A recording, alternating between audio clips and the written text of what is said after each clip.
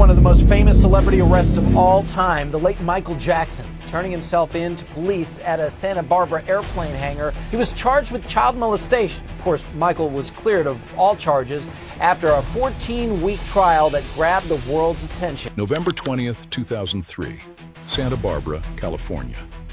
A man raises his wrists. Metal clicks shut. And suddenly, the whole world sees it. Not a verdict, not a conviction, not even a trial. Just the most famous entertainer on earth walking into a police station in handcuffs. No stage, no music, no spotlight. Just cameras pointed at a face everyone recognized, and an image nobody expected to see. By 2003, Michael Jackson wasn't just a celebrity. He was one of the most recognizable people on earth. His music crossed borders. His fame crossed generations. Everyone felt like they knew him, even when they didn't. Michael Jackson wasn't supposed to be ordinary. He wasn't supposed to be vulnerable. He wasn't supposed to be afraid.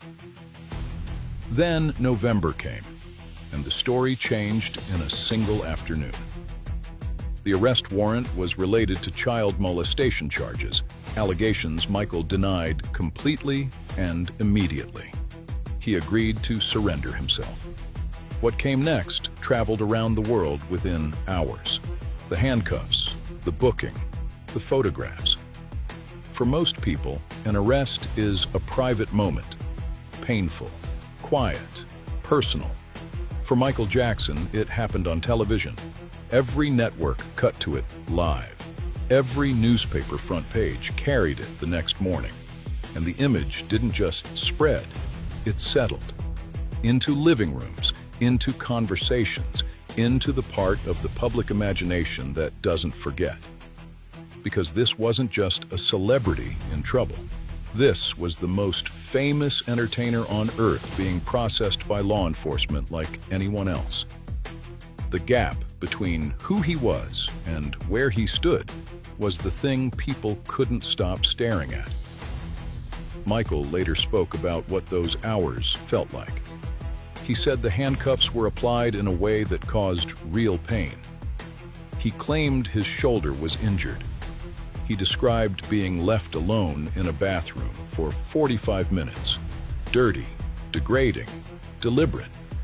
He said he was manhandled. These were his words, his account. The handcuffs, the way they tied them too tight behind my Behind your back. back? Yeah, and they put it in a certain position, knowing that it's going to hurt and affect my back. Now I can't move. It keeps me from sleeping at night. One time I asked to use the restroom, and they said, sure, it's right around the corner there. Once I went in the restroom, they locked me in there for like 45 minutes.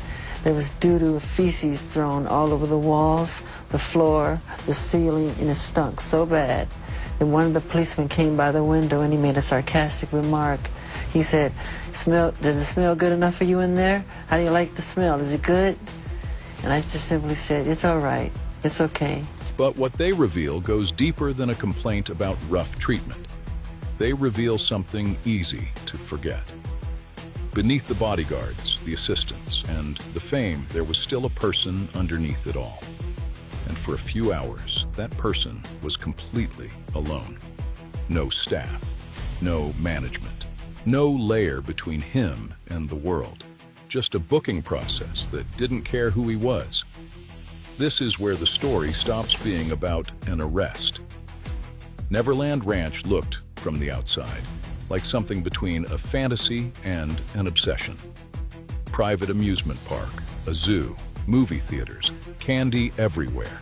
A world built to make sure no child ever felt anything but joy. Michael explained it simply. He said he built it because he never had a childhood. And whether people understood it or not, that explanation never really changed. I wanted to have a place that I could create everything that I never had as a child.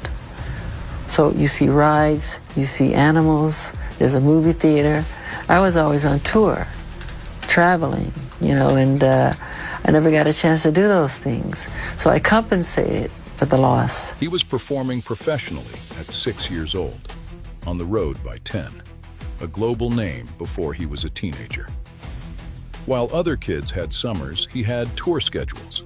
While other kids made mistakes in private, he made them in front of cameras. The ordinary, unobserved childhood that most people take for granted. He never had it.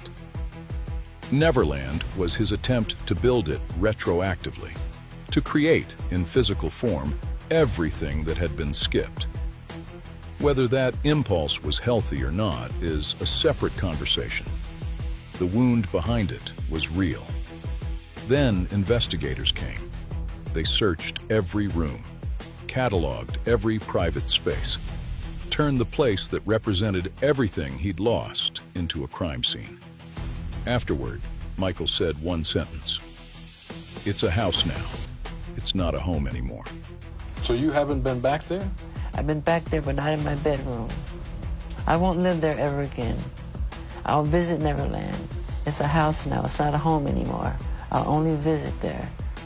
9 words. That's everything. While the legal case moved through the courts, something else was happening outside them. Every network ran daily coverage. Every tabloid had a theory. Talk shows spent hours on it. Strangers argued about it everywhere. The difference between a courtroom and public opinion is this: a courtroom has rules, evidence, standards, a burden of proof. Public opinion has none of that. It moves on feeling, on headlines, on the image that gets repeated most. He was being tried twice. One trial took place in a courtroom. The other took place in the minds of millions of strangers. And only one of those trials had an end date. In interviews from this period, Michael denied everything, clearly, repeatedly. But there is one specific moment that stays with you. Sitting in front of a camera, visibly exhausted, he said, "Before I would hurt a child, I would slit my wrists." You don't have to agree with him. You don't have to believe him. But it's difficult to watch that moment and not see a man under enormous pressure. That's not a prepared statement. That's not spin. That is what it sounds like when a person has been pushed so far that they reach for the most extreme language they know, just to feel heard. He said the allegations had left his life a shambles. Looking at footage from those months, the weight loss, the hollowed-out eyes, the slow walk into courtrooms, you don't need to take a side to see that something was breaking. June 13th, 2005. Not guilty. All 10 counts. Outside the courthouse, people wept. Fans exhaled. For one afternoon, it felt like the story had found its ending. But verdicts are quiet things. They close cases. They don't close chapters. The mugshot still existed. The footage still existed. 2 years of headlines still lived in every archive, every search result, every conversation. An acquittal doesn't travel as fast as an accusation. It never does. Michael never returned to the life he had before 2003. Neverland sat mostly empty. He left the country. The years that followed were quieter, more isolated, more guarded. Then came the announcement of "This is it." 50 concerts, London, a comeback on his own terms. He never made it to the stage. In June 2009, Michael Jackson died. And with that, every unresolved question became permanent. Michael Jackson, the king of pop, has died. Who killed him? Was it an overdose? Many people thought that Michael was murdered. Maybe he committed suicide. It couldn't have been deliberate, could it? Who saw him last? What was he doing? The doctor's been the only one here. He said that Michael Jackson drifted off. This is the final curtain call.